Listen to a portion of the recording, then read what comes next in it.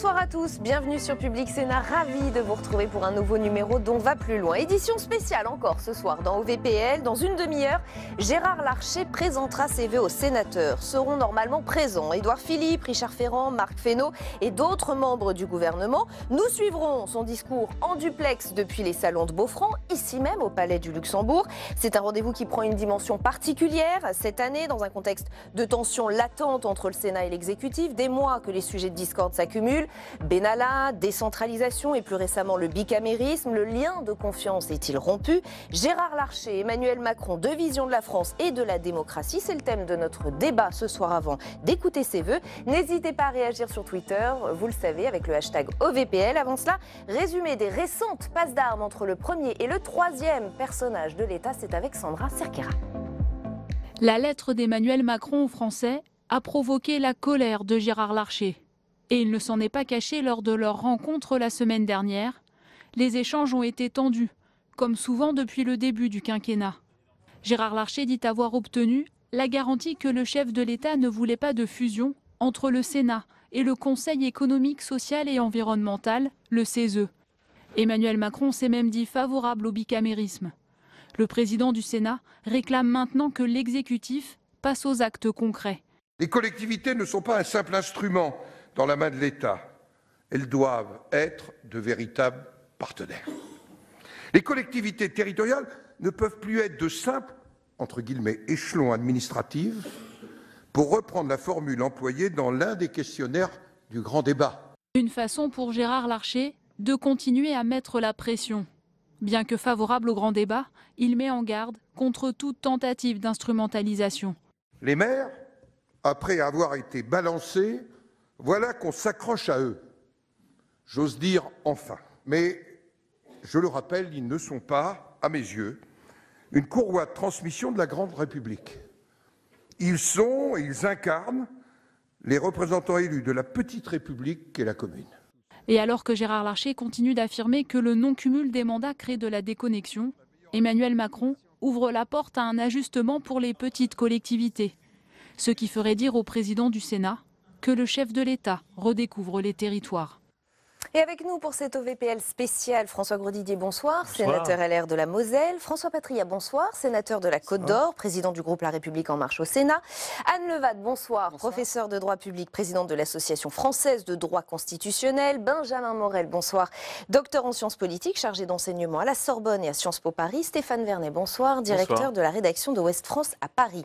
Je crois au bicamérisme, a dit Emmanuel Macron vendredi dernier dans le Lot. François Grosdidier, est-ce que pour vous la page est tournée ou est-ce que la méfiance reste de mise du côté de la droite sénatoriale vis-à-vis d'Emmanuel Macron? Non, mais pour le président, tout reste à démontrer. Quel est le problème? On a une crise de démocratie représentative, non pas parce que les représentants sont mauvais, mais parce qu'on est la seule démocratie occidentale où ils ne sont pas écoutés.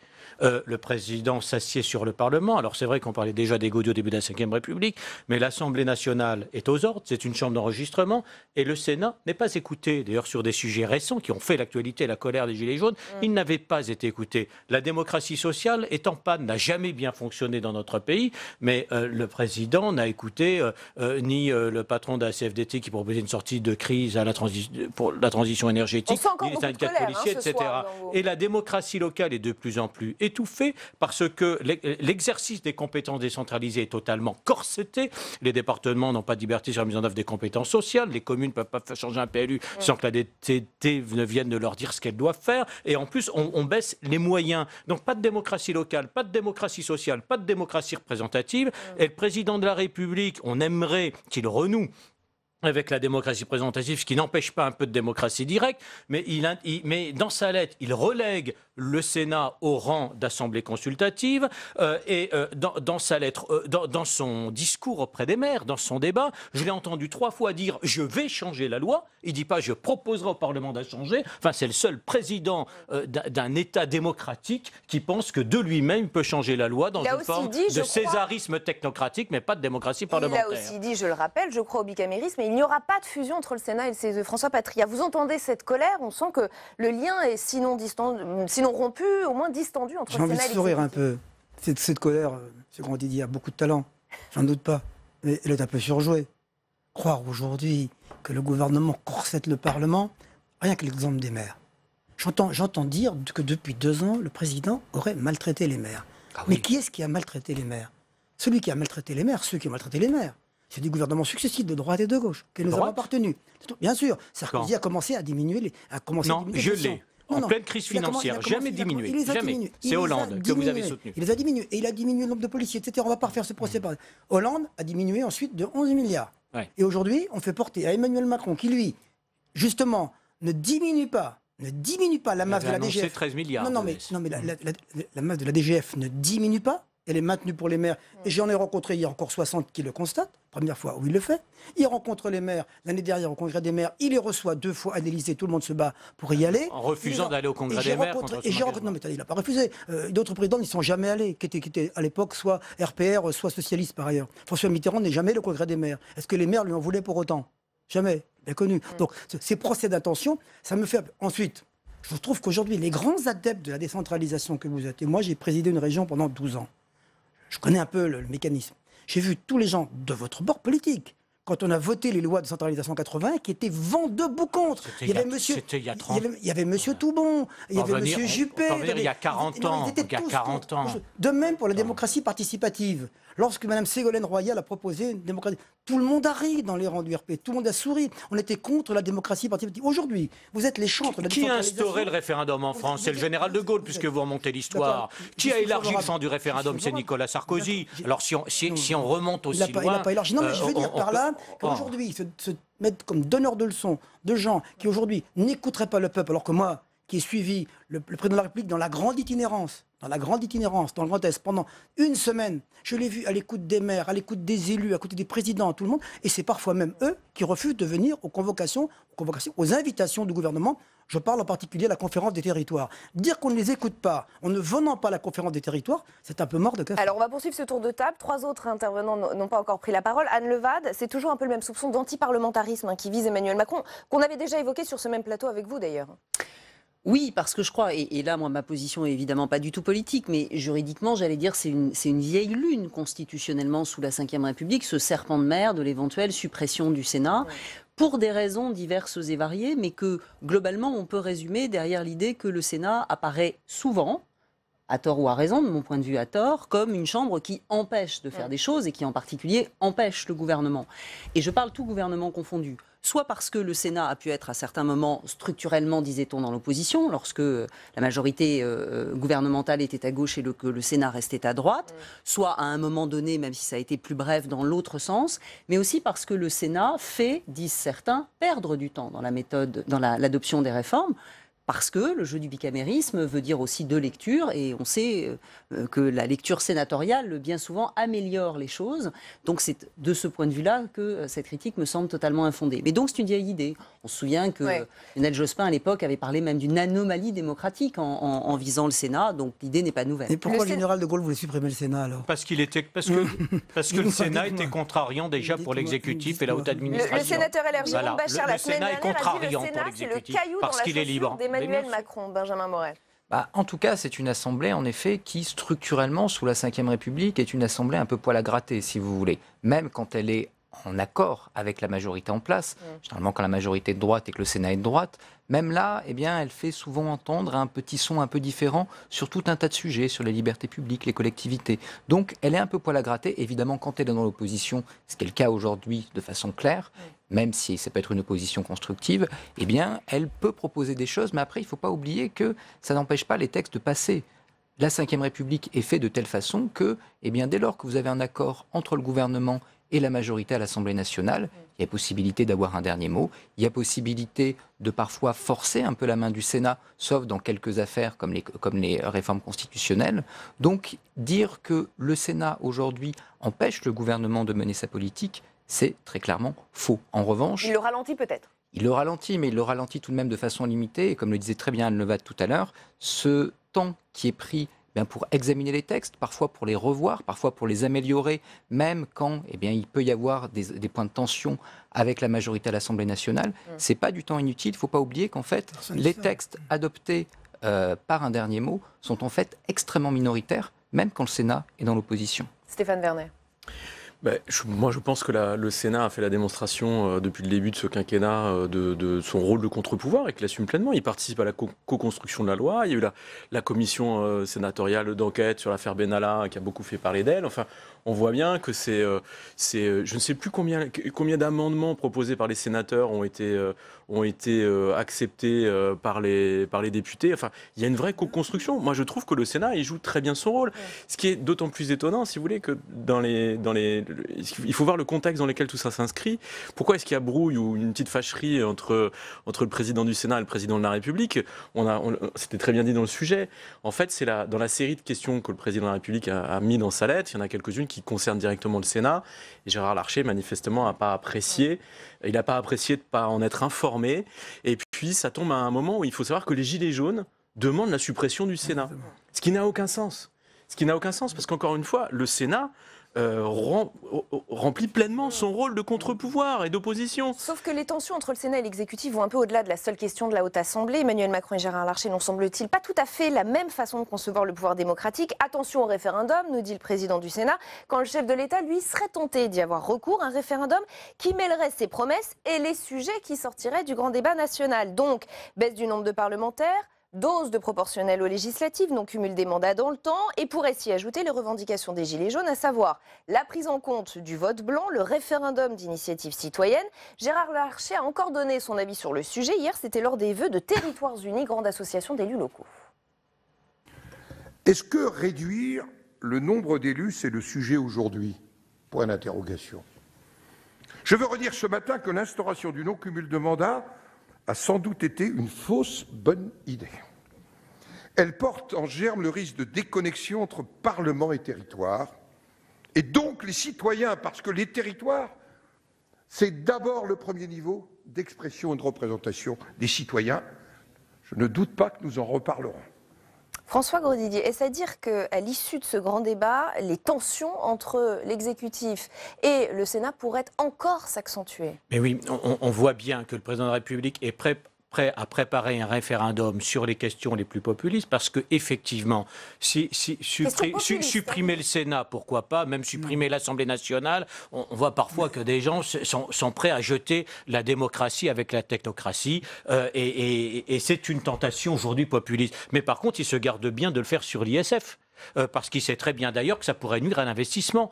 Parce que c'est assez difficile d'expliquer le rôle du Parlement, comme c'est assez difficile d'expliquer que ce n'est pas forcément en chassant les investisseurs de France qu'on va créer des emplois. Donc dans un côté, il refuse la démocratie directe, dans l'autre, il l'accepte. Mais je maintiens, pour ma part, dans ma famille gaulliste qui n'a jamais été opposée au référendum, qu'on peut effectivement encore élargir le champ du référendum, à condition de ne pas l'user de façon démagogique, et par ailleurs de mettre des garde-fous constitutionnel et budgétaire. On ne peut pas dire on va supprimer les impôts, on maintient toutes les dépenses, par exemple.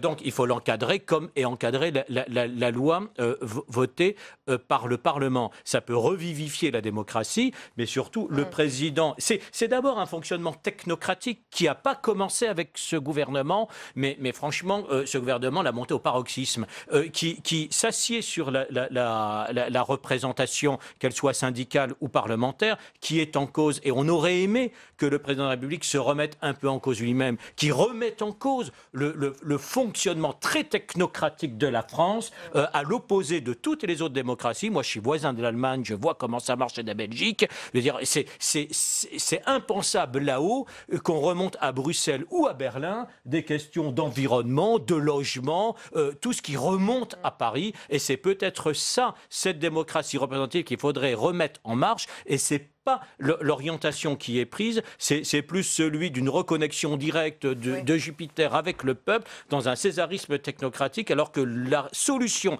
à la crise démocratique, c'est de remettre en marche cette démocratie parlementaire, sociale et locale, et le président de la République devrait s'y employer. François Patriat. Alors, d'abord, je ne crois pas à la démocratie directe, je crois à la démocratie représentative.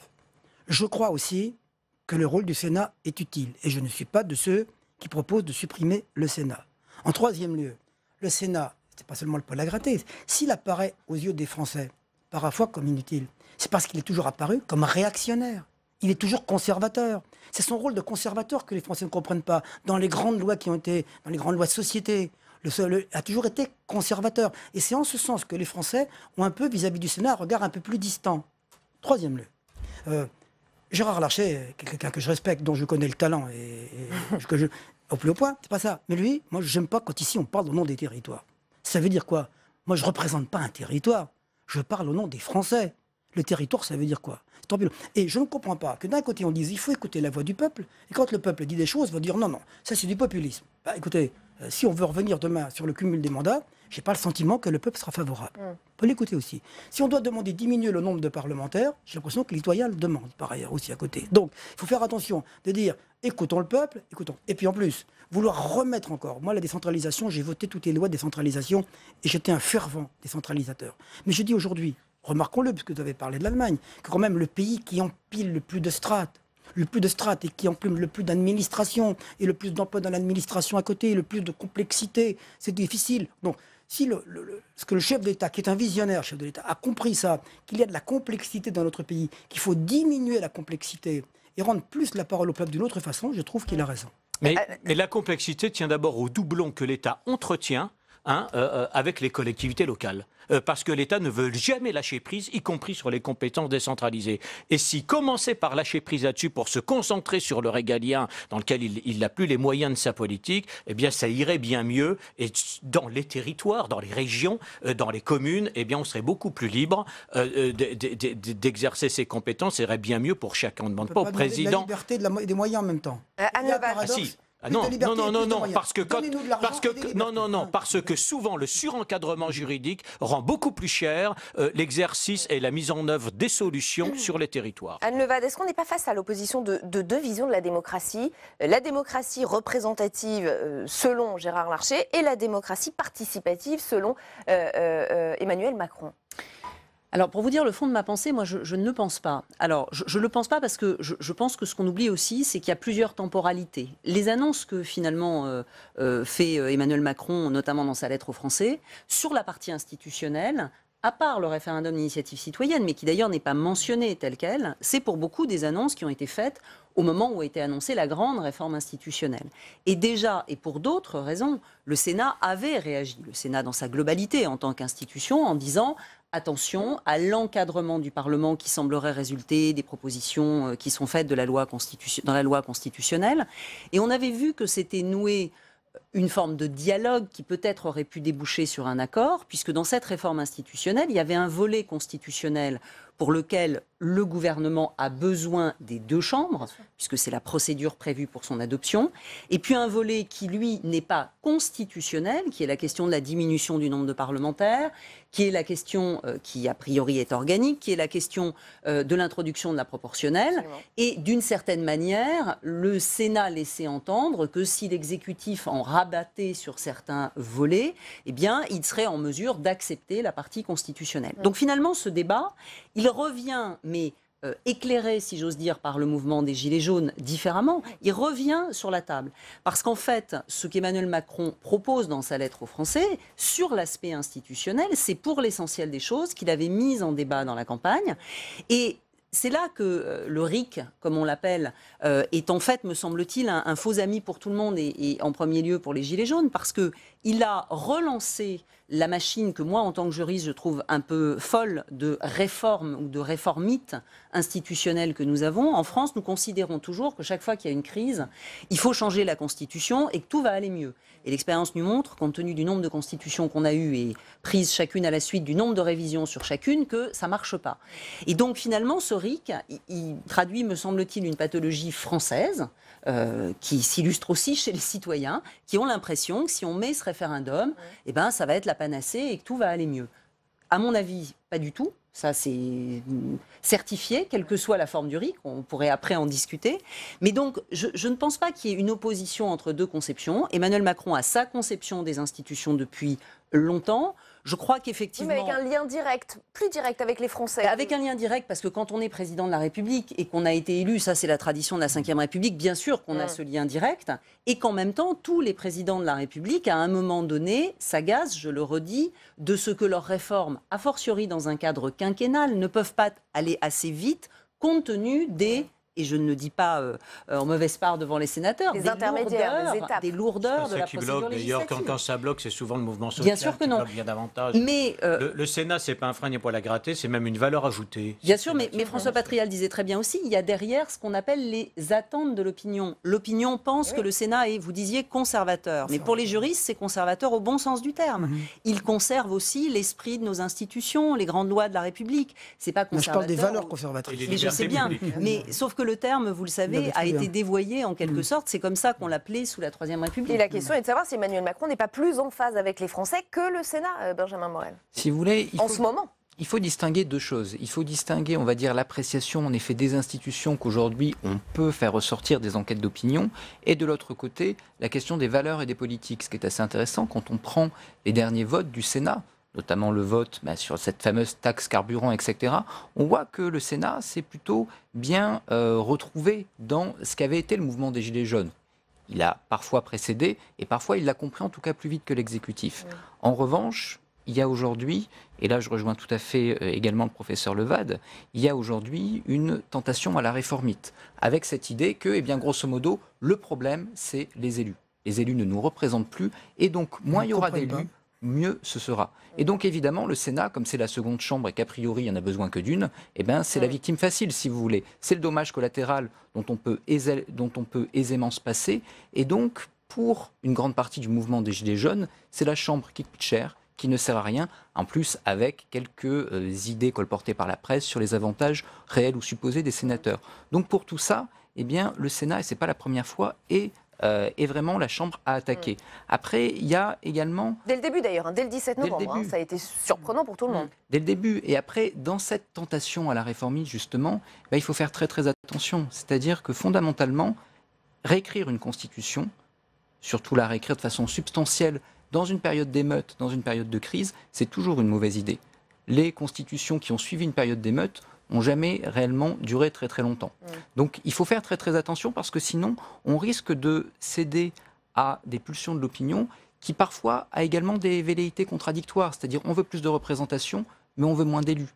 On veut plus de représentation, on veut moins d'élus, on veut une dose de proportionnel. On a des études qui montrent que si vous baissez le nombre d'élus, si vous mettez une dose de proportionnel, vous avez un Parlement paradoxalement moins représentatif. Donc il faut faire très très attention là-dessus. C'est normal que construire quelque chose de soit contesté quand on n'est pas entendu, parce qu'effectivement, les représentants ne servent à rien s'ils ne sont pas entendus par l'exécutif. Parce qu'effectivement, parmi les autres griefs de Gérard Larcher contre cet exécutif, il y a cette idée que le président de la République n'aurait pas assez écouté le Sénat, qui a été comme un lanceur d'alerte parfois sur les points qui fâchaient les territoires.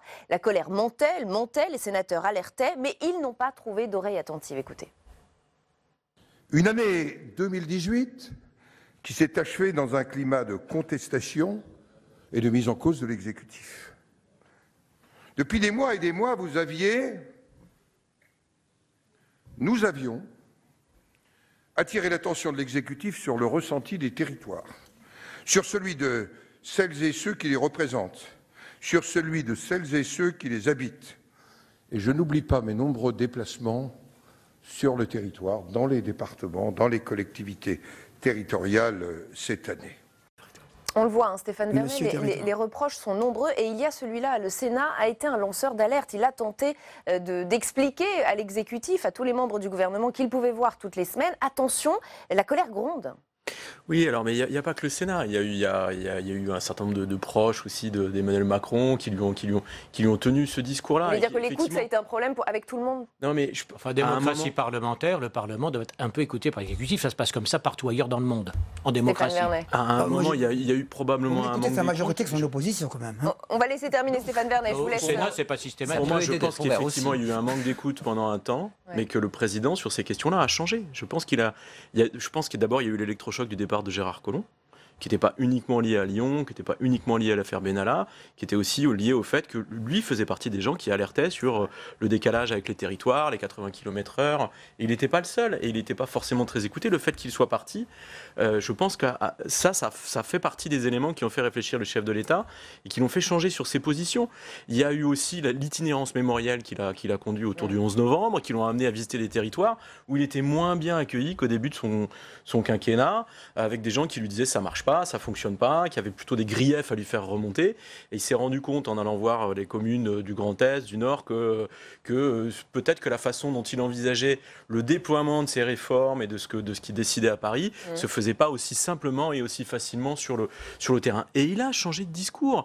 Vous parliez du Congrès des maires, il n'est pas allé au Congrès des maires, mais il a quand même reçu plus de 2000 maires à l'Élysée. On ne peut pas dire qu'il ne les a pas écoutés. L'exercice qu'il a fait à l'Élysée, ce jour-là, attendez, il a répondu aux questions. Il a répondu aux questions et ça préfigure ce qui s'est passé à Grand Boutrould, à Souillac. Et il est très très bon dans cet exercice parce qu'il a la capacité à montrer qu'il connaît ses dossiers, il les maîtrise, il répond. Et moi je pense qu'il a vraiment changer par rapport à cette question de rapport au territoire. Après, la problématique, c'est qu'il y a l'intendance qui doit suivre aussi. Il n'est pas tout seul. Ouais. Il faut aussi que le Premier ministre, que le gouvernement... vous voulez dire que c'est plutôt le gouvernement qui a... Et l'administration, il faut aussi que ça suive et que ça se concrétise dans des choses précises. Je voudrais revenir juste sur deux choses dans la lettre aux Français, parce que c'est ça qui crée la cristallisation. Ouais. Qu'est-ce qu'il fait Emmanuel Macron dans cette lettre ? Il pose 35 questions. Il pose des questions. Il n'affirme rien. Il pose des questions et il ne présume pas forcément des réponses. C'est une façon de cadrer et d'amorcer le débat. Et le débat, il ne se fera pas autour de ces 35 questions. Même si elles sont reprises sur le site du grand débat national, ce n'est pas ça qui fera l'essentiel du débat. Ce qui fera l'essentiel du débat, c'est les rencontres qui vont avoir lieu sur le terrain et pas la consultation en ligne. C'est ça qui sera plus important et c'est là qu'il y a des choses qui vont remonter. Pas sur ce que les gens vont répondre en cliquant, c'est juste un moyen d'attirer un autre public et de faire participer différemment une partie du public. Mais le cœur du truc, ce sera dans les rencontres et dans les échanges et dans ce qu'on va être capable de synthétiser et de faire remonter. Et puis il y a un autre aspect qui est intéressant et sur lequel je voulais revenir, c'est le non-cumul des mandats. Est-ce que les Français demandent le non-cumul des mandats ? C'est ce que tout le monde pense en disant les Français veulent... En fait, ce qui ressort à travers la crise beaucoup, c'est le train de vie de l'État. Ce n'est pas tellement les élus, c'est le train de vie de l'État. Et c'est un présupposé, une espèce de fantasme qui est assez courant. Il y a aujourd'hui un sondage qui vient de paraître, un sondage Opinionway pour LCI, qui dit que 77% des Français interrogés trouvent que les élus sont trop payés. Mais lesquels ? Ils ne savent pas combien ils gagnent. C'est possible, mais en tout cas... Alors, le problème, c'est un maire ne touche pas le SMIC polonais. Exactement. Et un parlementaire, c'est 5 500 € net par mois, sans prime de fin d'année, comme tout ce qu'on a raconté. Alors, la réalité est là, peu de Français le savent. Exactement, parce que tous les regards sont concentrés sur les grands élus, et effectivement le train de vie des sénateurs, des députés européens, des ministres, etc. Mais ou des très grands maires, voilà. Mais ils ne représentent qu'une infime partie de la cohorte des élus. Donc, il y a quand même 600 000 élus dans ce pays. L'écrasante majorité des élus, ceux qui font la République au quotidien, notamment les conseillers municipaux, eux ne sont pas payés, ils n'ont pas d'argent. Et donc, en fait, la demande... Si vous croisez cette demande sur la fin du cumul des mandats avec le vrai discours qui est de dire il y a un train de vie qui est délirant, avec notre argent on paye trop, des gens qui font des choses qu'on ne comprend pas ou on ne sait pas quoi, en fait c'est pas le non-cumul des mandats que demandent les Français, c'est le non-cumul des indemnités. Et la synthèse elle est là, c'est-à-dire qu'effectivement on aurait tout intérêt à avoir des députés qui soient toujours maires et qu'on dise on ne fait plus le cumul des indemnités, mais l'intérêt du cumul des mandats, c'est que ça permet aussi à un certain nombre de députés ou de sénateurs d'avoir une connexion directe avec le terrain, ce que n'ont pas malheureusement tous les nouveaux députés, notamment En Marche, qui n'avaient pas d'expérience parlementaire avant et qui n'ont pas été élus. Bruno Retailleau qui arrive au Salon de Bonfranc pour les... Pas le même rapport au territoire ou au quotidien. Et ça, c'est une réalité. Avec Valérie Létard. François Grosdidier, vous vouliez répondre pendant qu'on voit ces images. Parce que la majorité des Français, par exemple, ne savent pas que les indemnités sont plafonnées. Même quand on a voté la loi sur le cumul, sondage, savez-vous si les indemnités sont plafonnées ? Les Français répondaient non. Donc il y a eu énormément de désinformation et un parlementaire gagne 3 fois moins que beaucoup de hauts fonctionnaires et 2 fois moins que les parlementaires équivalents en Angleterre, en Allemagne. Il y a eu énormément d'intox, mais je crois qu'à vouloir plutôt refaire la République, il faudrait la faire fonctionner comme une démocratie représentative comme les autres. Et ce serait déjà une immense révolution dans notre pays. François Patria. Les Français, ils voudraient des élus qui arrivent en robe de bure, en sandales, avec une tonsure, et puis gratuitement bénévoles. C'est ça, à la limite. Moi, quand je rencontre des gilets jaunes qui me disent « Monsieur, Patria, il me tutoie, vis ma vie, 1100 € par mois, ce sera bien suffisant. Voilà, c'est ça aujourd'hui. C'est ce qu'on vous dit. On en est là, c'est ce qu'on me dit. On en est là. Bon, alors quand on explique qu'on n'a jamais cumulé, que quand on a fait 30 ou 40 ans de vie politique, comment on ne s'est pas enrichi, ça ne tient pas compte, c'est vrai. Si tu occupes la place, c'est qu'elle est bonne. Donc, je crois qu'on a reculé. Moi, je me souviens, depuis que je suis né, toujours, il y a eu un moment, les parlementaires à la rue, dehors les parlementaires. Il y a eu cet anti-parlementarisme depuis toujours. Et je pense qu'on a fait des progrès, j'appelle des progrès, depuis 80. Savez-vous qu'en 80, on pouvait cumuler toutes les fonctions, c'était non imposable. Non imposable et c'était cumulable. On a fait le plafonnement, on a fait la déclaration de tout, les déclarations du patrimoine, on a tout fait. Aujourd'hui, je pense qu'on est dans une vie politique transparente et honnête. Et honnête. Mais malgré tout, si vous interrogez les Français, dans leur majorité, ils pensent toujours tous pourris. Benjamin Morel. Oui, je suis absolument d'accord, si vous voulez. Et il ne faut pas non plus surinterpréter aujourd'hui ce mouvement. C'est-à-dire, il est médiatique parce qu'il y a eu mouvement des Gilets jaunes. vous voulez dire. Pas le mouvement des Gilets jaunes, mais le mouvement anti-parlementaire.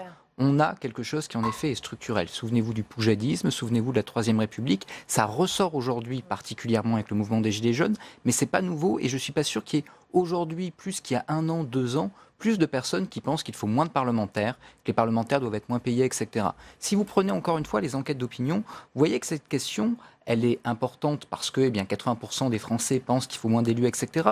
Mais quand on leur demande de classer leurs priorités, elle est tout en bas. C'est les questions de pouvoir d'achat qui, de très loin, pointent. Et donc, il ne faut pas croire, Grantin, qu'on va régler cette affaire en baissant le nombre de parlementaires ou en baissant les indemnités des parlementaires sans régler les vrais problèmes économiques. Ce serait pourtant une première réponse forte. Ce serait une première réponse forte, mais elle serait pas suffisante. La population est en attente de symboles aussi. Mais elle serait décalée, elle serait pas suffisante et au bout du compte, elle engendrerait plus de frustration qu'autre chose parce que même si demain, vous mettez l'ensemble des parlementaires à 1100 € et que vous divisez leur nombre par 5, eh bien, la plupart des Français ne gagneront pas plus à la fin du mois. Or, au fond, c'est quand même ça qui est important dans cette crise. Mais il faut aussi répondre à l'urgence. Et on a vu que l'état du pays et de la colère sociale était tel qu'il fallait au moins tendre la main et poser des questions, comme vous l'avez dit, les 35 questions dans la lettre, Anne Levade.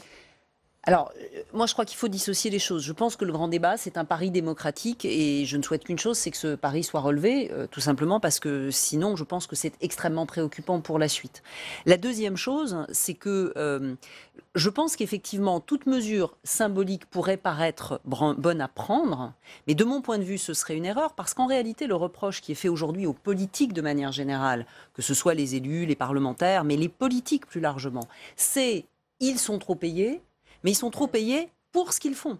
Mais pas pour ce qu'ils font, pour ce qu'ils font pour les Français, c'est-à-dire pour les résultats de la politique. Et donc, en réalité, la crise démocratique n'est que la conséquence, effectivement, d'une mise en cause globale des résultats, où tout le monde met un peu tout dans le même sac, et où chaque fois, effectivement, le fantasme de l'opinion souvent alimentée par les médias, par les sondages, par tel ou tel article un peu croustillant, c'est comme de toute façon ils ne servent à rien parce qu'ils n'ont pas de résultats, s'ils restent là, c'est vous qui utilisez la formule, c'est parce que la place doit être bonne. Sans du tout mesurer ce que ça signifie au quotidien, par ailleurs, comme engagement, etc. Donc la réponse sur on diminue les indemnités parlementaires, par exemple, elle est totalement décalée parce qu'effectivement, elle n'aura absolument aucun effet sur le pouvoir d'achat, ou alors ce serait juste un effet conjoncturel de hasard entre une politique économique d'un côté et une baisse d'indemnité de l'autre. Mais elle conforterait encore cette idée que décidément les politiques ne servent à rien. Et c'est là, moi, que je trouve que c'est dangereux. C'est-à-dire que je pense que toute mesure, et d'une certaine manière, vous avez raison, on n'a jamais été aussi transparent. Mais en allant dans le sens d'une demande de l'opinion, je ne dis pas du tout qu'il ne fallait pas le faire, mais on a en quelque sorte accrédité cette idée, puisqu'il fallait faire cette hyper-transparence, que les politiques cachaient des choses. Et il y a une forme de cercle apparemment vertueux qui, à un moment donné, peut devenir vicieux si on ne dit pas aussi tout simplement ce qui est la réalité des choses. Et par exemple, les raisons pour lesquelles, depuis très longtemps et en théorie politique, on sait qu'il est important qu'il y ait des indemnités parlementaires. C'est aussi ce qui permet de ne pas avoir uniquement des Trump qui ont une fortune personnelle, qui peuvent se présenter à des élections parce qu'ils seraient clairement encore moins représentatifs ou autres. Et pendant que vous parlez, je le précise pour nos téléspectateurs, que nous voyons ces salons de Beaufort se remplir au fur et à mesure. Les sénateurs, les membres du Conseil constitutionnel, nous attendons Édouard Philippe. Gérard Larcher est déjà arrivé. Le Premier ministre devrait arriver aussi dans les minutes qui viennent, ainsi que Richard Ferrand, Gérard Larcher, qui va donc présenter ses vœux aux sénateurs. On attend un discours plus ou moins offensif. Il a déjà présenté ses vœux à 2 reprises ces derniers jours, ces dernières semaines. Sera-t-il aussi offensif, aussi même agressif, peut-on dire, à l'égard d'Emmanuel Macron? Nous verrons cela ce soir. François Patriat, faut-il alors faire plus de pédagogie avec les Français pour leur faire comprendre ce que font les élus, les responsables politiques? Je voudrais prendre un exemple. Ce grand débat, s'il servait un peu de pédagogie et à éclairer les Français sur un nombre de contre-vérités que j'entends, ce serait un débat utile. Je prends un exemple. Vous savez, ce mouvement des Gilets jaunes, il est parti d'une forme de hashtag de Madame de Bretonne qui a dit « Où va le pognon ?» Où va le pognon? C'est ça. À mon avis, c'est même ça qui a tout déclenché. Mais où va le pognon? Qu'est-ce qu'on fait du pognon? On paye des taxes, on paye des impôts, disent les gens, ils ont raison. D'ailleurs, où va le pognon?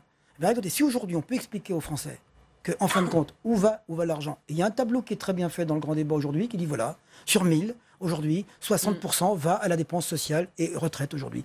Le premier poste, c'est les retraites et la dépense sociale. Il y a tant pour la défense, il y a tant pour la culture, il y a tant pour l'éducation. Voilà. Et au bout, vous savez, parlez de la note de Bercy. Quand on dépense 1000 euros, au bout, il y a 1 euro. 1 millième pour le fonctionnement de la démocratie dans ce pays. Voilà, je pense qu'il y a la pédagogie. On peut prendre ça sur d'autres sujets à côté. Et si dans les grands débats, j'espère qu'il y aura des modérateurs ou des gens pour le dire, il y a des gens pour justement répondre à ce besoin de connaissance du peuple qui aujourd'hui passe sur des a priori. Mais ce sera ont-ils envie de connaître la vérité? Je pense que ça me ferait monter un peu le débat. Beaucoup de citoyens, certainement quand même, parce qu'il y a énormément de citoyens, même indignés aujourd'hui, mais qui sont de bonne foi. Donc tout cela, effectivement, ne savent pas un certain nombre de choses sur le fonctionnement de la démocratie. Et il faut effectivement l'expliquer, qu'ils en prennent leur part. Pour ça, moi, je ne suis pas complètement opposé à de la démocratie directe. Il faut qu'elle soit cadrée comme l'est le vote de la loi, et elle peut être qu'occasionnelle, parce on vote des lois toutes les semaines, on ne peut pas faire des référendums tout le temps. Mais il faut que cette démocratie représentative fonctionne, même sans être dans l'anecdote. Sur les 80 km/h, on avait prévenu, on avait dit, mais adapté au territoire, parce que l'État qui décide de tout nous interdisait de limiter à 80 km/h. C'était à 80, c'était 70 ou 90. Les départements n'étaient pas libres. Et puis, donc, il interdit le 80 et après, il l'impose à tous. C'est ça qui ne marche pas.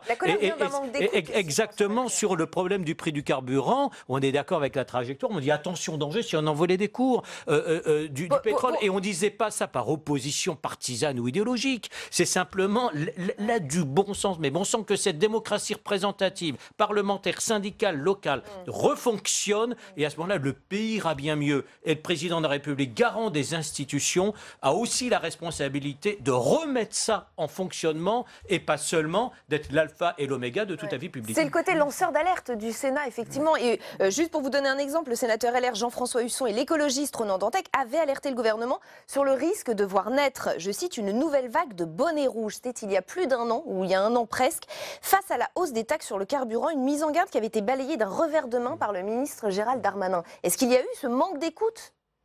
Je voulais reparler des 80 km/h, mais on a été beaucoup à le dire. Moi-même, je l'ai dit au chef de l'État. Je dis attention, ma voisine, elle travaille à Ikea, elle va à Dijon, elle fait 80 km par jour, elle a une 205 aujourd'hui, la hausse des assurances, etc.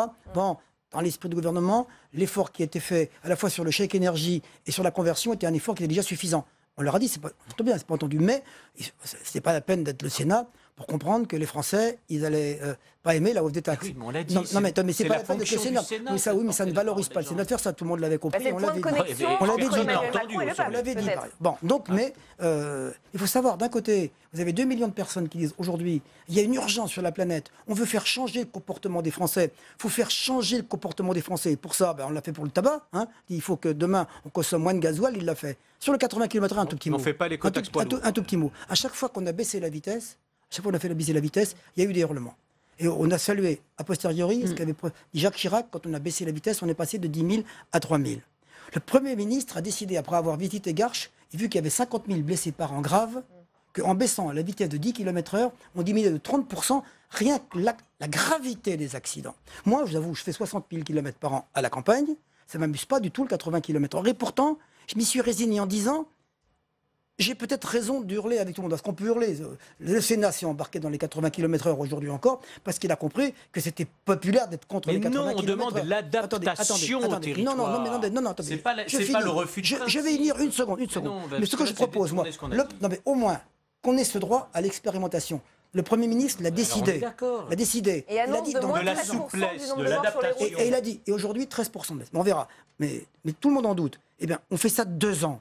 Si au bout de 2 ans, effectivement, il n'y a pas une baisse significative de l'axe, du côté accréditogène de la route et du mort, eh bien on reviendra dessus. Mais laissons 2 ans, c'est comme pour l'ISF. Laissons 1 an. Il y a une rupture de confiance quand même. Mais oui, mais on est dans le cas précis. Bon, c'est anecdotique les 80, mais ça montre bien la méthode. C'est-à-dire d'abord dans les autres pays, c'est pas forcément depuis la capitale qu'on décide de limiter à telle vitesse, telle route. Et qu'est-ce qu'on demandait au Sénat? Simplement qu'on laisse les départements le faire, même en concertation avec la gendarmerie départementale. Je vais vous poser une question. Est-ce que les présidents de département sont prêts à assumer la remontée des morts sur les routes demain en prenant en chèque automatique? Mais certainement pas, puisqu'ils ne la veulent pas. Est-ce qu'ils sont prêts à l'assumer? Si demain on remonte à 90 et qu'il y a plus de morts, est-ce qu'ils l'assumeront? C'est dommage, chers collègues, de vouloir être aussi sourds alors que même le président de la République a entendu. Il ne s'agit pas de remonter partout à 90. Je dis bien, avant, on ne pouvait pas limiter à 80, l'État l'interdisait. L'État imposait 70 ou 90. Et tout d'un coup, il décide ces 90 partout. Et on lui dit simplement, mais c'est absurde. Laissez les départements avec la gendarmerie dire là, il faut que ce soit 90, 80 ou 70. Et il faut qu'on sorte de cet esprit jacobin où tout est décidé d'en haut et qu'on laisse des responsables sur le territoire s'organiser. On n'a pas besoin que le président de la République ou le Premier ministre décide de la limitation sur chaque départemental. Et voilà ce qu'on doit remettre en branle en France. Une démocratie locale, sociale et parlementaire. Et ça ira bien mieux que si en haut la technostructure décide de tout pour tout le monde. Et c'est là la crise. Un peu d'analyse politique, Stéphane Vernet. Au passage, cette affaire des 80 km/h a sérieusement abîmé Édouard Philippe. Écoutez, alors. Est-ce que ça a abîmé Édouard Philippe? J'en sais rien. Maintenant, il faut regarder dans la durée. Sur les 80 km/h, l'idée que au bout de 2 ans et une fois que le bilan sera fait, on puisse réévaluer et laisser le choix au département de repasser à 90 ou pas, etc., dans certains endroits. Ça, c'est pas une nouveauté, ça a été présenté comme tel, mais ça a été annoncé dès le départ par Édouard Philippe au moment de la présentation de la mesure et par le président. Donc là, il y a... Voilà. Non, peut-être, je vais pas répondre à votre question, parce que je pense que sur les 80 km/h, il faudra attendre le bout du bout pour savoir si c'est une bonne ou une mauvaise mesure. Jacqueline Gouraud, la semaine dernière, sur ce plateau, annonçait, sans donner de chiffres, que la mortalité avait déjà baissé. Donc a priori... Moins 13%, ça a été annoncé cet après-midi aux questions au gouvernement dans l'hémicycle du Mais Sénat. donc, comme quoi, ça fonctionne, et ça, c'est... Voilà, c'est un accident mortel pour moi, on sait ce que c'est. Mais c'est intéressant, parce qu'en réalité, ce que moi, je trouve très étonnant dans toute cette histoire, c'est que vous avez parlé de pardonnez-moi juste pour préciser à nos téléspectateurs, Philippe Bas, président de la Commission des lois, et notamment de la commission d'enquête sur l'affaire Benalla, qui est en train d'arriver dans les salons de Beaufranc, aux côtés de Muriel Jourda, co-rapporteur de cette commission d'enquête, qu'on a beaucoup vu hier. Et non. Il s'invitera peut-être. Parce que je le rappelle, nous attendons les vœux de Gérard Larcher et nous attendons toujours apparemment le Premier ministre et Richard Ferrand, président de l'Assemblée nationale. Pardon Stéphane. Non, je vous en prie. Avant que ça commence très rapidement, ce que je trouve intéressant, c'est que vous avez parlé de pédagogie. Ça, c'est un terme qu'on entend depuis le début très souvent. C'est un gouvernement qui veut faire de la pédagogie, de la pédagogie, de la pédagogie, et qui passe son temps à expliquer plein de choses. Ce qui est stupéfiant, c'est que une partie des revendications des Gilets jaunes était dans le diagnostic qui a été fait par La République En Marche pendant la Grande Marche, sur la volonté de vivre décemment de son travail, sur les problématiques de mobilité, sur l'égalité homme-femme. On voit bien avec les femmes seules qui élèvent des enfants aujourd'hui au cœur du mouvement. Ce sont des choses qui ont été perçues. Et une grande partie de la politique d'Emmanuel Macron et de ce nouveau gouvernement est articulée autour de ces mesures avec, pour reprendre un terme que vous avez évoqué tout à l'heure, un constat qui est très simple, c'est on investit énormément d'argent depuis des années dans des politiques qui ne fonctionnent plus. Il y a un problème d'efficacité. Et la volonté de ce gouvernement, c'est de dire on va réformer pour que l'action publique fonctionne. Et donc, quelque part, tout ce qui est fait, tout ce qui est pensé, tout ce qui est mis en œuvre répond en tout cas en grande partie à ce qui est demandé. Et pourtant, on arrive à une crise majeure et délirante avec un gouvernement qui, depuis le début, dit mais c'est parce qu'on n'explique pas assez ou pas assez bien, il faut faire de la pédagogie, de la pédagogie, de la pédagogie.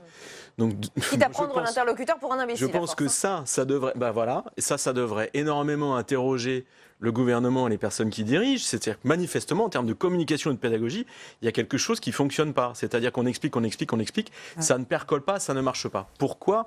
Parce qu'en réalité, la meilleure des pédagogies, c'est celle de l'exemple et du résultat. Si vous dites 80 km/h, ça se traduit par 13% de décès en moins, des gens moins grièvement blessés et on vous montre la différence entre un polytraumatisé et quelqu'un qui s'en sort avec une jambe cassée, je dis n'importe quoi, mais ça marche. Parce qu'on est dans du concret. Par contre, quand on est dans une approche qui dit on va vous redonner du pouvoir d'achat et que d'un côté on dit ça va coûter 10 milliards aux Français d'un point de vue collectif, mais concrètement, ceux qui sont autour du SMIC et encore pas tous auront 100 € de plus sur leur fiche de paye, le décalage est tel entre ces chiffres qu'en réalité, personne ne comprend ou n'arrive à percevoir la mécanique. Et puis les mécaniques nous échappent totalement. Et en réalité, la meilleure des pédagogies, c'est celle du résultat. Et ce qui manque depuis le début du quinquennat, ce sont des résultats forts, tangibles, qui fait que... les Français ont le sentiment d'avoir trop attendu, quoi. Et oui, alors ça fait que 18 mois, c'est vrai, la conjoncture est déjà, mais non, c'est ça. Les promesses étaient fortes. Il y a un exemple terrible de pédagogie et de position qui est illustré aujourd'hui. Il y a une maternité qui ferme dans un endroit quelque part. Alors, il y a une députée qui dit, voilà, la maternité ferme. Applaudissements sur tous les bancs, républicains, tout le monde applaudit. Il ne faut pas fermer la maternité. Bon, très bien.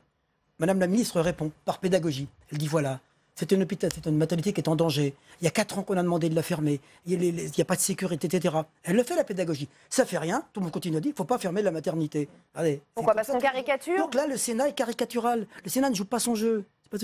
Quand il y a un sujet agricole au Sénat, on arrive à avoir 80 amendements et 2 heures de débat. Quand il y a un sujet important sur la santé, on fait 3 minutes. C'est là que le Sénat est conservateur. Anne Levade. Oui, je voulais prolonger ce qui vient d'être dit, parce que je crois effectivement que cette question des résultats, elle est aussi très liée au fait que pendant la campagne, ce qui a été présenté comme le nouveau monde, et parce qu'il y a aussi cette dimension-là pendant la campagne qui a été déterminante, je pense, pour les électeurs. Et cette idée du nouveau monde, elle a généré une impatience, parce qu'en plus, elle a donné le sentiment que les résultats pouvaient être très rapides. Ça avait l'air tellement simple. Et surtout, il y avait un candidat qui s'engageait à faire ce qu'il disait, et qui d'ailleurs, dans les premiers mois, a très clairement, et je crois que tout le monde, y compris ses adversaires, le reconnaissent, fait ce qu'il avait annoncé qu'il ferait. Sauf que les résultats, pour l'instant, ne sont pas tangibles pour les Français. Et bien sûr que l'argument du « ça ne fait que 18 mois » est parfaitement pertinent. Sauf que 18 mois, qui plus est à l'échelle d'un quinquennat, ça semble une éternité pour... Avec, pardonnez-moi, en parallèle, une réforme de l'ISF qui est très mal passée et des hausses de taxes qui ont abîmé le pouvoir d'achat des Français aussi. Et ensuite, on laissera... Je regrette que le président de Groupe En Marche au Sénat caricature, je veux dire, notre Assemblée pour défendre le gouvernement, un point qui me paraît stupéfiant. Quel est notre problème ? C'est effectivement que les territoires ne sont souvent pas entendus, les territoires les plus excentrés des métropoles, et je suis un élu d'une métropole, et donc je le dis d'autant plus facilement, et que par ailleurs, le Parlement n'est pas écouté, et par un pouvoir qui a toujours été trop technocratique, mais qui l'a été encore plus ces 18 derniers mois, avec l'élection d'un président qui n'était même pas élu, même s'il est brillant, et on a vécu le paroxysme de ce phénomène. Caricature aussi sur les 80 km/h. Je n'ai pas dit qu'il ne fallait pas les 80 km/h, je dis qu'elles peuvent réduire effectivement les accidents dans certains axes et qu'il faut le faire, mais que dans d'autres c'est inutile. Alors vous permettez... Attendez, je vous ai écouté. Et que jusque-là, l'État interdisait de limiter les 40 km/h. Donc il s'agit simplement... Je voudrais qu'on écoute le ministre qui a annoncé... Non mais je voudrais juste qu'on écoute Laurent Nunez qui a donné un chiffre, c'est un premier résultat de ce niveau des 80 km/h sur les routes secondaires. Il a donné un résultat cet après-midi dans l'hémicycle pendant les questions au gouvernement. Écoutez. La première, et vous nous interrogez sur l'efficacité de la mesure, il convient bien évidemment d'être prudent, mais selon les premiers chiffres provisoires dont nous disposons, sur ce réseau secondaire, entre le 1er juillet 2018 et le 31 décembre 2018, le nombre de morts a baissé de 13% par rapport à l'année 2017. Deuxièmement, il nous appartiendra également de bien prendre en compte les effets induits de cette mesure. Je pense notamment au temps de déplacement, je pense notamment aux effets sur la consommation de carburant ou encore sur la cohabitation entre les voitures particulières et les poids lourds. Et nous avons demandé d'ailleurs, pour nourrir ce débat, à la délégation ministérielle à la sécurité routière, une étude sur ce point qui sera bien sûr rendue publique. Et puis il conviendra également, troisième point, de prendre en compte la question de la responsabilité également des gestionnaires de voirie, car remonter la vitesse sur un axe, si telle devait être la décision prise en tout ou partie, c'est accepter aussi d'y voir, le cas échéant, l'accidentabilité augmenter à nouveau. Et à cet égard, bien évidemment, et je crois que c'est ce que vous souhaitez, l'avis des présidents de conseil départemental sera précieux. Voilà, mais, François mais, Bonnier, vous savez, vous avez envie de mais répondre ça paraît, même avec mon collègue, impossible, et ça m'inquiète parce que la République en marche ne semble pas disposée à ça, à fonctionner autrement que dans un État centralisateur et jacobin. Le cas des 80 km/h, c'est évident qu'il fallait le réduire sur certains axes, et je le redis, l'État ne le permettait pas.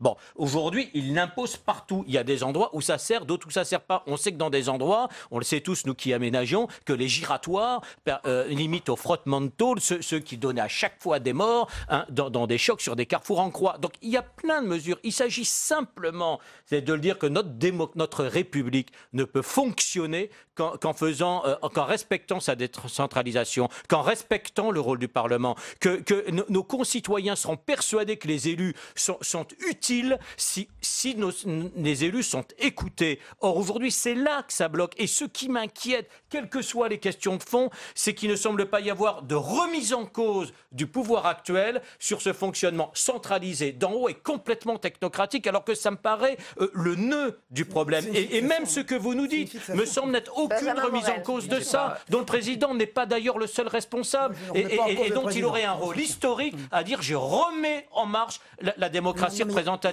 et on n'en prend pas le chemin. Attendez, un argument, un tout petit argument. On va laisser parler Benjamin Morel.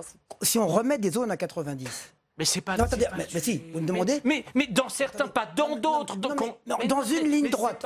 Je parle de démocratie représentative, vous en revenez tout le temps qu'au 80-90. C'est vous qui m'en parlez du 80. Mais je dis simplement que la limitation n'est pas forcément la même sur la totalité du réseau secondaire. Voilà, il y a des routes sinueuses. Je voudrais qu'on laisse répondre Benjamin Morel, s'il vous plaît. J'ai dit Hugo qui n'est pas capable de monter au-dessus de 80, donc du coup je me sens un peu concerné par ce débat. Là, en tant que tel, 90. Benjamin Morel, alors qu'on a pu apercevoir Laurent Fabius tout à l'heure arrivé dans les salons. Pour essayer d'extraire le débat de la question des 80 km/h, je crois qu'il faut quand même le recontextualiser. C'est-à-dire que le débat qu'on a là, on pourrait l'avoir à Rome, on pourrait l'avoir à Berlin, on pourrait l'avoir à Madrid. Très clairement, la crise que l'on vit actuellement, elle n'est pas française. Elle est aujourd'hui propre à toutes les démocraties occidentales. Et elle est un problème en fait d'impotence de l'État, d'impuissance de l'État. Quand on prend justement des enquêtes un peu plus larges, notamment les eurobaromètres, etc., on voit que ce qui est reproché aujourd'hui, c'est un manque de capacité de l'État. Et vous allez sur les ronds-points, on vous dit on a besoin d'un État qui est capable de mieux agir, de plus agir, qui est capable de changer le réel. Et ça, on l'a profondément perdu. C'est pas seulement une question de décentralisation. Vous prenez actuellement l'Italie, on a eu la régionalisation fiscale en 2008, ça a profondément accru les inégalités, et on a justement un triomphe du mouvement 5 étoiles au sud et de la Ligue au nord. Vous allez en Allemagne, là, vous avez d'autres problèmes par rapport à la technocratie. La question de la technocratie n'est pas centrale. La France a ses propres problèmes. Il ne s'agit pas de les nier, mais il s'agit de dire qu'aujourd'hui, cette question de la capacité d'action de l'État, du réenchantement du politique, parce qu'au fond c'est ça, avec l'idée que on est des gestionnaires et que les gestionnaires, le monde politique est devenu gestionnaire et comme il est gestionnaire, il a les bonnes solutions, il n'y a pas de solution alternative, eh bien c'est une idée aujourd'hui qu'il faut retravailler. Parce que l'idée d'un pouvoir gestionnaire, l'idée d'un politique qui est bon pour la gestion parce qu'il est technicien, c'est fondamentalement dangereux. Parce qu'au bout du compte, quand la gestion, quand le pouvoir technocratique, quand le pouvoir pragmatique a échoué, qu'est-ce qui reste ? Eh bien, il reste le populisme. Et là, on voit que le basculement qu'on est en train de vivre aujourd'hui, il n'est pas dû justement à une question de 80 km/h et tout. La conjoncture qui est la nôtre est particulière, mais à mon avis, il faut la retravailler plus au fond. L'élection d'Emmanuel Macron a permis de réenchanter la politique. Aujourd'hui, il faut continuer ce réenchantement, mais il faut également essayer de le retravailler pour qu'il retrouve justement une capacité à agir sur le réel. Et ça se précise du côté des salons de Beaufranc, puisque l'on voit Gérard Larcher qui vient d'accueillir Jacqueline Gourault à l'instant, et il est censé accueillir dans les secondes qui viennent le Premier ministre, Édouard Philippe. Est-ce lui dans cette voiture? Le voici. Voici donc Gérard Larcher qui accueille le Premier ministre Édouard Philippe, qui va donc participer à cette cérémonie des vœux destinée aux sénateurs. Le Premier ministre qui arrive pour écouter le message de Gérard Larcher. Chaleureusement, sans agressivité. Chaleureusement. Le message lors du discours sera-t-il aussi chaleureux? C'est un peu moins sûr. Édouard Philippe va devoir donc entendre les mots parfois difficiles de Gérard Larcher à l'égard d'Emmanuel Macron, mais aussi à l'égard de cet exécutif. Voilà donc Édouard Philippe qui est arrivé, Jacqueline Gourault qui est arrivée. Nous parlions de pédagogie. Est-ce qu'on a peut-être quelques minutes pour revenir sur cette affaire de la ministre Marlène Schiappa qui va participer à une émission avec Cyril Hanouna? Ça a donné lieu à une passe d'armes dans l'hémicycle tout à l'heure au moment des questions au gouvernement. On va peut-être l'écouter. Madame la sénatrice, il y a des centaines de milliers de personnes qui regardent toutes les semaines l'émission de Cyril Hanouna. Est-ce que ces centaines de milliers de personnes sont des citoyens comme vous et moi, comme les gens qui écoutent France Culture, comme les gens qui regardent Arte? Le grand débat national voulu par le président de la République et organisé par le gouvernement sous la surveillance des garants, sous l'autorité du Premier ministre pour l'organisation de ce débat, est d'ailleurs très bien organisé par mes collègues Emmanuel Vargon et Sébastien Lecornu, dont je veux là saluer la mobilisation exceptionnelle en un temps record. Eh bien, ce grand débat national, il vise à parler à tous les citoyens. Il n'y a pas de citoyens de seconde zone, Madame la sénatrice. Le mépris de classe d'une intelligentsia et d'une forme d'élite politique qui voudrait s'arroger la seule responsabilité politique et la seule capacité à accéder au débat politique et au débat public, c'est ce mépris de classe qui a nourri en partie le mouvement des Gilets jaunes, qui en veut non seulement au gouvernement, mais à l'ensemble de la classe politique. Je crois qu'on ne répond pas à des problèmes politiques de 2019 avec des solutions de 1999, ne vous en déplaise. Alors, je vous le précise tout de suite, je serai probablement obligée de vous couper pour donner la parole à Gérard Larcher, qui devrait prononcer ses vœux dans les minutes qui viennent, puisque donc Édouard Philippe, que nous attendions, est enfin arrivé avec une petite demi-heure de retard. François Grosdidier, est-ce que pour vous, la pédagogie, ça passe par une émission exceptionnelle? Non, mais se rapprocher du peuple, c'est pas forcément rabaisser la politique. Et le problème, c'est pas de mépriser ceux qui regardent Hanouna. Je regarde aussi Hanouna. Sauf que je le regarde pour me marrer ou pour me divertir. Non, mais je vais regarder pour me marrer un moment. Mais je vais pas le regarder pour réfléchir. Bon, simplement, faut pas tout mélanger. Elle peut aller aussi au cirque. Il y a des gens qui vont au cirque. Quand on va au cirque, c'est pour se divertir, c'est pas pour réfléchir. S'adresser à un nouveau public, un public qui ne regarde pas les émissions politiques. Ça tient la route. Mais non, mais de toute façon, ou alors elle est au niveau d'Hanouna, et dans ce cas-là, elle va dévaloriser la politique, ou alors elle reste au niveau ministériel, et s'ils veulent vraiment pas entendre ça, ils vont zapper. Donc ça n'a aucun sens, je veux dire, de mélanger les genres à ce point. Et je trouve que c'est plutôt effectivement rabaisser la politique. Et c'est nullement mépriser une catégorie de Français, parce que je suis sûr que ceux qui regardent Hanouna sont aussi de ceux qui regardent des émissions politiques, qui regardent les actualités et qui ne sont pas enfermés dans un style d'émission. Stéphane Vernet, vous êtes d'accord avec ça? Il y a un mélange des genres très dérangeant. Non, mais il y a deux choses. Il y a quelque chose qui est très intéressant, c'est comment on fait pour aller chercher ou toucher des gens qui ne participent pas naturellement à ce genre de choses. Et ça, c'est un vrai problème qui se pose dans le cadre du grand débat national. Mais cette émission-là, touche pas à mon poste, là on n'est pas dans le cadre du grand débat national, ça c'est de la communication gouvernementale. C'est autre chose. Ce qui va se dire et ce qui va se faire au sein de cette émission ne sera pas versé au grand débat national. C'est une façon d'élargir les publics, de sensibiliser les gens, mais je pense que ce qui va ressortir de cet exercice-là, n'aura, par rapport au débat, aucun impact et aucun intérêt. Le vrai débat, il n'est pas là. Moi, ce qui m'intéresse plus, c'est de savoir comment les gens du grand débat vont faire pour aller collecter, par exemple, la parole des détenus, des gens qui sont en prison, la parole des malades, et comment est-ce qu'ils vont aller chercher la parole des jeunes qui ne viendront pas spontanément dans les lieux de rencontre. Donc, ils y réfléchissent, ils y travaillent. Ça, pour moi, c'est un point clé. Beaucoup plus intéressant que ce qui va se dire sur une émission certes de grande écoute, mais puis alors. Mais est-ce que faire appel à la parole des jeunes, ce ne sont pas aussi des coups de communication, après tout? Mais non, mais si vous voulez vous adresser à la nation et si vous voulez faire en sorte que tout le monde participe et que le spectre soit le plus large possible, il y a une stratégie à développer pour aller chercher les gens qui ne viennent jamais. Sinon, vous n'aurez que les mêmes profils, c'est-à-dire les habitués des débats. Il y a des gens qui adorent ça et qui savent faire. Mais du coup, quelle sera la représentativité de ce qui va être exprimé si on ne s'en tient qu'à ceux qui viennent toujours et qui parlent, et qu'on oublie ceux qui ne viennent pas naturellement. Il y a tout un travail qui va être fait avec les grandes associations, type Emmaüs, le Secours catholique, le Secours populaire, pour ATD Quart-Monde, avec ce qu'ils font très bien avec les universités populaires. Ça, c'est très intéressant, d'aller chercher la parole de ceux qu'on n'entend jamais. Ça, c'est important. Anne Lebal. Oui, alors moi je regarde pas Hanouna, sans mépris quelconque, mais je le regarde pas.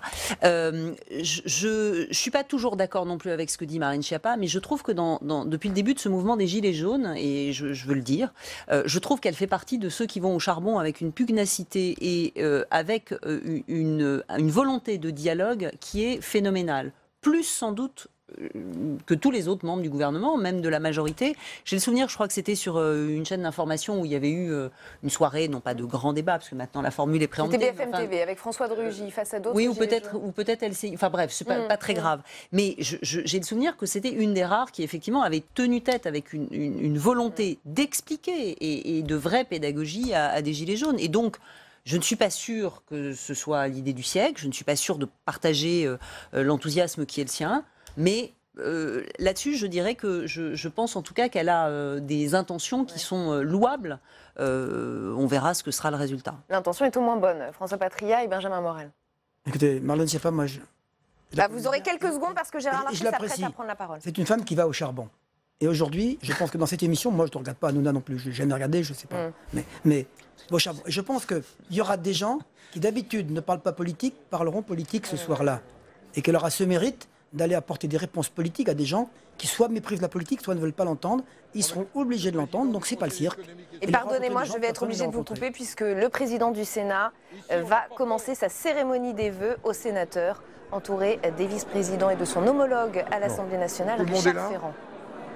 Maintenant, on n'est pas là. Bien.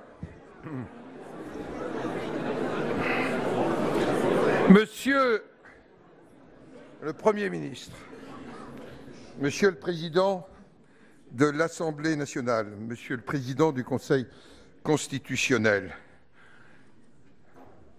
Mesdames, Monsieur le ministre en charge des relations avec le Parlement, vous comprendrez qu'on ménage particulièrement celui-là, Mesdames et Messieurs les ministres, Monsieur le Président du Conseil économique, social et environnemental, mes chers collègues vice-présidents, mes chers collègues questeurs, mes chers collègues secrétaires du bureau du Sénat, mes chers collègues présidents de commission, présidents de délégation et offices parlementaires, mes chers collègues présidents de groupe, chers collègues députés et sénateurs, mesdames et messieurs, je suis heureux de vous accueillir et de vous accueillir nombreux ce soir pour célébrer cette année nouvelle.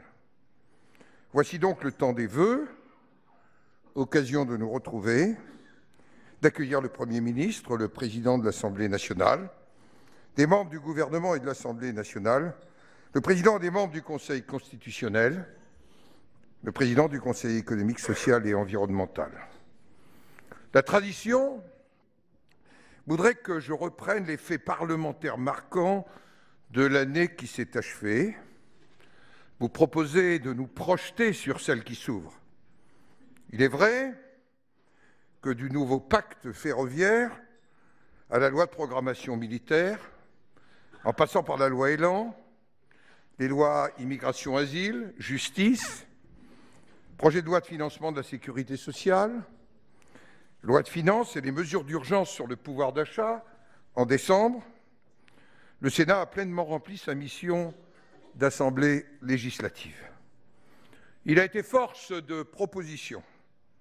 L'état des forces de sécurité intérieure, la revitalisation des centres-villes et des centres-bourgs, les conditions d'exercice des mandats locaux et bien d'autres sujets encore. Il a débattu, voté des propositions de loi fortes et concrètes, comme le régime d'ouverture d'établissements scolaires, la prévention de violences lors de manifestations, qui sera très bientôt examiné par l'Assemblée nationale. Il a souvent alerté le gouvernement sur des dispositions qui lui apparaissaient décalées par rapport aux attentes des Français. Le Sénat a conduit et conduit des missions de suivi, Madame la Ministre, de réforme des collectivités territoriales et fait des propositions concrètes, pragmatiques d'ajustement. Il a enfin pleinement exercé sa mission de contrôle. Une commission d'enquête qui s'achève a eu un retentissement particulier par la solidité et la rigueur de l'exercice de cette responsabilité de contrôle qui est au cœur des missions du Sénat. Je pourrais évoquer l'évolution de nos méthodes de travail, la législation en commission, l'application d'une forme d'exigence dans la construction législative, mais toujours dans le respect du droit d'amendement et du débat politique, deux droits essentiels pour chaque parlementaire je regarde un certain nombre de visages en disant cela. Mais nous traversons une période particulière de notre vie publique. Nous traversons une période particulière de notre vie démocratique. Depuis 2 mois, l'exécutif est questionné et interpellé sur la politique qu'il conduit en matière fiscale, de pouvoir d'achat, d'équité territoriale, de mobilité, d'écologie et tout simplement de gouvernance. Ce sont les thèmes qui paraissent aussi ressortir en priorité. Des premiers témoignages, contributions, doléances, même si, quand on représente Versailles, on se méfie de ce terme-là. Selon le rapport que nous font déjà nos collègues maires. Les pouvoirs publics, l'exécutif, le Parlement, les partis politiques sont interpellés sur le fonctionnement de notre bien commun, la République. Et naturellement, nous sénateurs, nous sommes concernés, nous qui détenons, comme nos collègues députés, une part de la légitimité nationale. Ces questionnements prennent désormais la forme d'un questionnaire du président de la République aux Français et d'un débat auquel chaque Française et chaque Français est invité à participer. Ce débat, je l'ai dit, peut être le meilleur comme le pire. Et le pire serait qu'il ne débouche sur rien. Je me suis prononcé pour ce grand débat. Si je ne suis dupe de rien, comment refuserait-on une initiative qui tente de passer du rond-point à la table ronde? Il faut être vigilant et attentif à toute tentative d'instrumentalisation. Il faudra être exigeant sur la suite que l'exécutif proposera, je l'espère en lien avec les 2 chambres du Parlement, oui, qu'il proposera de donner à cette consultation. Mais nous devons sortir de la logique de la contestation et parfois de la violence inacceptable par la seule rue ou de la vérité, entre guillemets, des chaînes d'infos. Il nous faudra retrouver ce qui fait le ciment de notre nation et les valeurs qui fondent notre pacte républicain. Une République qui accueille sans perdre son identité et qui réaffirme la primauté de la loi et de la démocratie. Alors oui, c'est exact, notre pays a achevé 2018 comme s'il était pris de vertige, avec le sentiment qu'il n'y aurait plus ni règles communes, ni cohésion, ni solidarité, ni même ordre républicain. Une partie de notre nation s'est sentie abandonnée et a eu le sentiment, parfois à raison, de ne pas être entendue, écoutée, respectée, d'être à côté. Et ça n'a pas commencé, Monsieur le Premier ministre, en mai ou en juin 2017. Je l'écrivais, vous le savez, à François Hollande au printemps 2015. Dans votre discours de vœux, Monsieur le Président de l'Assemblée nationale, vous nous avez proposé votre vision de ce qu'est être citoyen. Je vous en conseille la lecture, je la partage mot pour mot. Je souhaite en écho évoquer en quelques mots la cohésion territoriale, la démocratie et l'état de droit. La cohésion territoriale. Nous avons pensé collectivement depuis plus de 10 ans qu'il suffirait de réformes territoriales successives, d'architecture de compétences, de normes, de réglementations, de contractualisation pour l'assurer, cette cohésion territoriale, et réduire les fractures et conforter notre cohésion nationale. Être une nation, c'est avoir la conviction qu'on a en commun un héritage en partage et un avenir à partager. Et pourtant,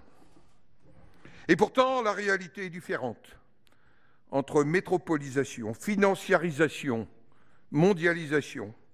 Il est dans notre pays des territoires, des citoyens qui ont le sentiment d'être en marge, au bout de table.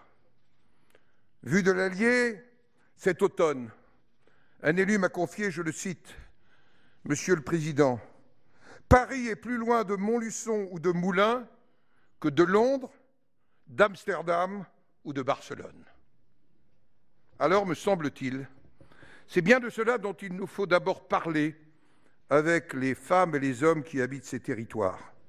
Pour le gaulliste que je suis, et sans aucune antinomie, seul, me semble-t-il, un nouveau souffle de décentralisation permettra de retrouver les conditions de faire nation dans cette République indivisible, où il faut réellement faire vivre l'article 1er de notre Constitution, qui dispose aussi que l'organisation de notre République est décentralisée.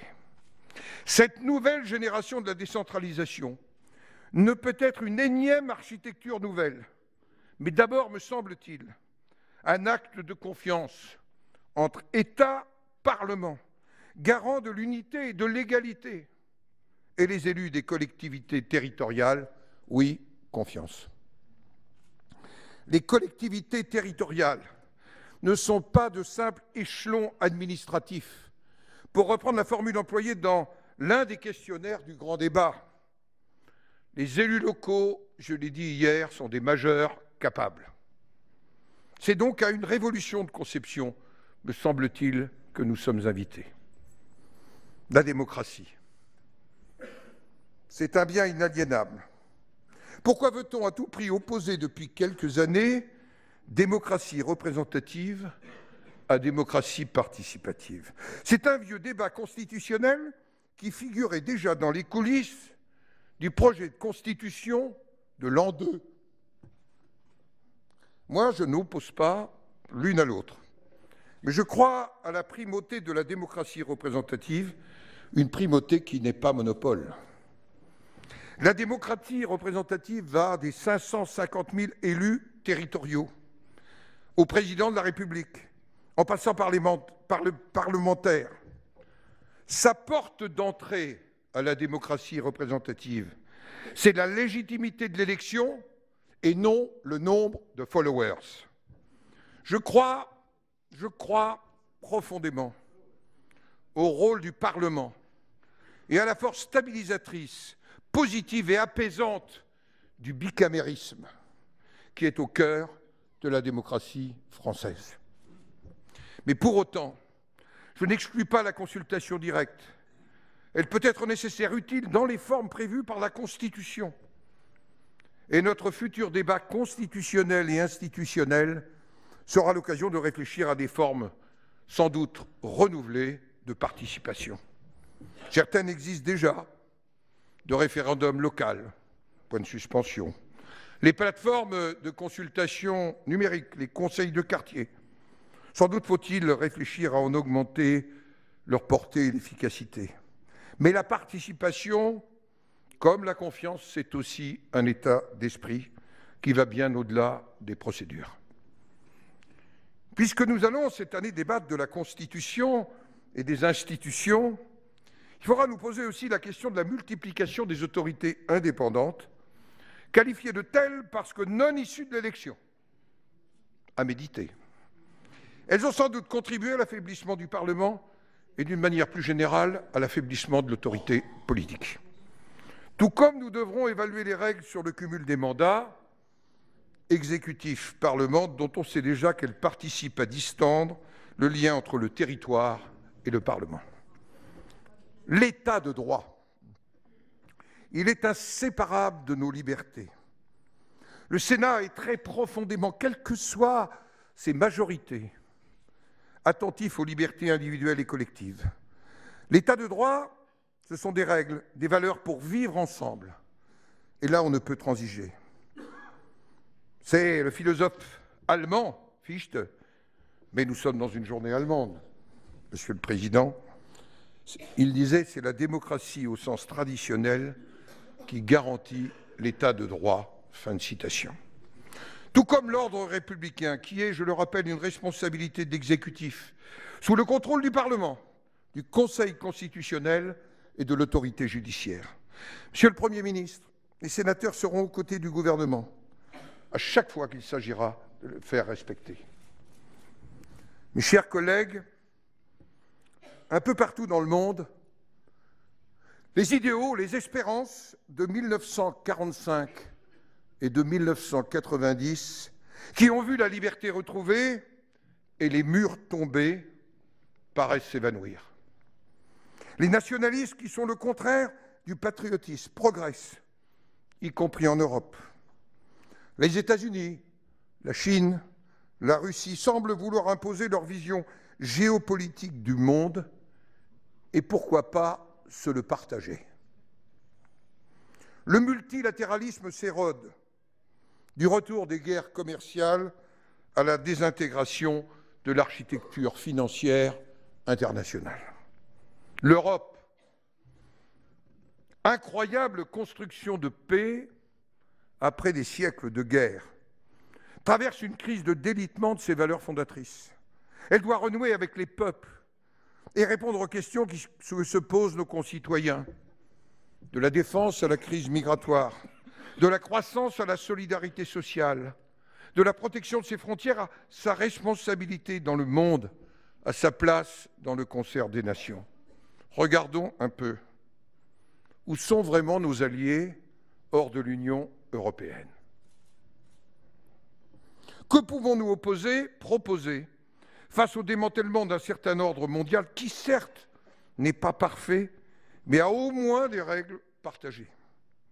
Seule une France plus forte, seule une France plus proche de l'Allemagne, c'est le sens du traité signé ce matin à Aix-la-Chapelle. J'y étais avec quelques collègues. Et la cohésion des 27 qui peuvent enrayer cette spirale du déclin. Évitons une vision binaire et manichéenne de l'Europe des 27.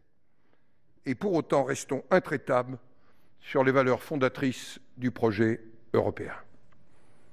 Face aux défis majeurs auxquels l'Europe est aujourd'hui confrontée, comme le Brexit, la tentation unilatéraliste, j'ai la conviction profonde que les parlements nationaux ont un rôle essentiel à jouer pour rapprocher à nouveau l'Europe des citoyens et apporter des réponses à leurs préoccupations. En juin prochain, le Sénat accueillera la 20e Assemblée des présidents des Sénats d'Europe. Pour la première fois, nous aurons un dialogue avec les présidents des Sénats africains sur le thème du développement, des migrations et du partenariat euro-africain. Voilà quelques-unes des réflexions, mes chers collègues, que je souhaitais partager avec vous. Aujourd'hui, nous devons être déterminés et exigeants. La défense des institutions, de la démocratie, de la liberté de la presse doit dépasser nos clivages, car nous toucherons là à l'essentiel. Nous devons être attentifs aux attentes du pays, apporter les réponses aux fractures qu'il ressent. Nous sommes un peuple passionné, riche d'une histoire à la fois tourmentée et heureuse, angoissé par un monde qui nous paraît chaque jour à la fois plus vaste, donc plus lointain, et tellement proche par la réduction de sa dimension. Plus inquiétant aussi, et qui a de moins en moins en partage les valeurs que nous avions imaginées universelles. Mais le déclin, ce n'est pas une voie pour la France, ce n'est pas une voie pour l'Europe. Vivre ensemble, mes chers collègues, a un sens. La fraternité n'est pas qu'une intention ou un ex voto. La France doit se réconcilier avec elle-même. Nous avons, nous, sénateurs, une responsabilité particulière. Je vous propose, mes chers collègues, d'y mettre toutes nos forces, toute notre énergie. Alors, ce sera une année utile pour la France, et c'est la seule chose qui compte à mes yeux ce soir. Oui, très bonne année à chacune et à chacun, pour que vive la République et que vive la France.